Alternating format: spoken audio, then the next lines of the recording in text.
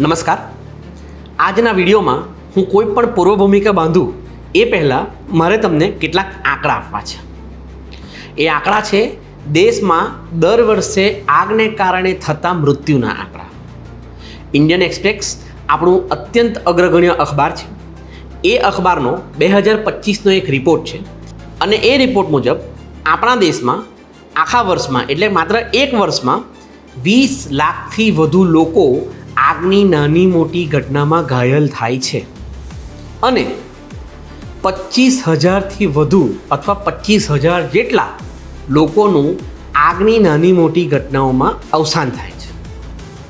પરંતુ મેં તમને કહ્યું એમ આ એક મીડિયા રિપોર્ટ છે. સરકારી ચોપડે આ રિપોર્ટ બધા પહોંચતા નથી હોતા, એટલે આપણે આવા વિડીયોમાં સરકારી રિપોર્ટ્સનો પણ ઉલ્લેખ કરવો પડે.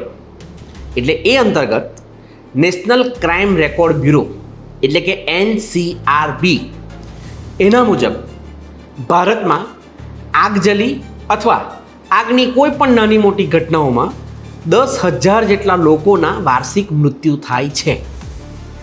આ આંકડો સાંભળીને આપણા રૂવાટા ઊભા થઈ જવા જોઈએ કે ભારતમાં દર વર્ષે સરકારી આંકડા મુજબ 10,000 જેટલા લોકોના આગને કારણે મૃત્યુ થાય છે અને મીડિયા રિપોર્ટ્સ પ્રમાણે જઈએ તો 25,000 જેટલા લોકોના આગને કારણે મૃત્યુ થાય છે.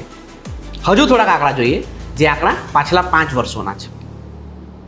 ભરૂચની પટેલ વેલફેર હોસ્પિટલમાં 2021માં આગ લાગી હતી, જેમાં 19 દર્દીઓ અથવા હોસ્પિટલ સ્ટાફના મૃત્યુ થયા. અમદાવાદમાં 2020માં શ્રેય હોસ્પિટલમાં આગ લાગી હતી, જેમાં 8 લોકોના મૃત્યુ થયા. ઉદય શિવાનંદ હોસ્પિટલમાં 2020માં આગ લાગી હતી, જેમાં 5 લોકોના મૃત્યુ થયા હતા. ન્યૂબોર્ન બેબી કેર હોસ્પિટલ જે દિલ્હીની હોસ્પિટલ હતી, એમાં 7 બાળકોના મૃત્યુ થયા હતા. દિલ્હીમાં અનાજ મંડી કાંડ થયો હતો, એમાં 2019માં 43 લોકોના મૃત્યુ થયા. સુરતમાં 2022માં તક્ષશિલા કાંડ થયો હતો, જેમાં 22 વિદ્યાર્થીઓના મૃત્યુ થયા હતા. અને રાજકોટમાં ગેમ ઝોન કાંડ થયો હતો 2024માં, જેમાં 27 લોકોના મૃત્યુ થયા હતા. અગેન અહીં પણ મીડિયા રિપોર્ટ 37નો આંકડો આપે છે અને સરકારી આંકડો 27નો આપે છે. તો એનો મતલબ એ થયો કે પાછલા 5 વર્ષોમાં આટલા મોટા અગ્નિકાંડોમાં આટલા લોકો ઓન ધ રેકોર્ડ ગુજરી ગયા છે. અને આ આંકડા એટલા માટે આપું છું કે આ કાંડ છે, એના માટે આપણે અગ્નિકાંડ શબ્દ વાપરીએ છીએ. એના કારણે આ આંકડા આપ્યા. છૂટાછવાયા આંકડા તો કેટલાય છે. હવે આગ લાગવાની જે ઘટના જે છે અને એમાં થતા મૃત્યુ જે છે એને કુદરતી હોનારત કહેવામાં આવે છે.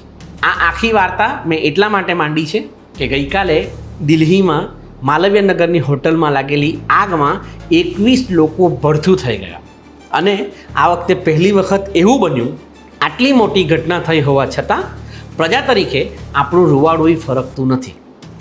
એના અનેક કારણો છે, કારણ કે સોશિયલ મીડિયામાં સેન્સેશનલિઝમ એટલું બધું વધી ગયું છે કે હવે આવી કોઈ પણ ઘટનાઓ આપણને સ્પર્શતી નથી. આ ઘટનાઓ આપણને સ્પર્શતી નથી એટલે આ બધી ઘટનાઓમાં આપણે ચર્ચા નથી કરતા, અને આ બધી ઘટનાઓની ચર્ચા નથી કરતા એટલે આ બધી ઘટનાઓમાં કોઈ પણ દબાણ સરકારી તંત્રો પર ઊભા થતા નથી. કારણ કે આપણે હવે એ પ્રજા થઈ ગયા છે જે પ્રજા પાકીટ મારો, સાયકલના ચોરો એ પકડાય ત્યારે પોલીસ દંડાવાળી કરે અને સિંઘમના ગીતો મૂકીને વિડીયો અપલોડ કરે, એમાં તાબોટા ફોડવાવાળી પ્રજા છે.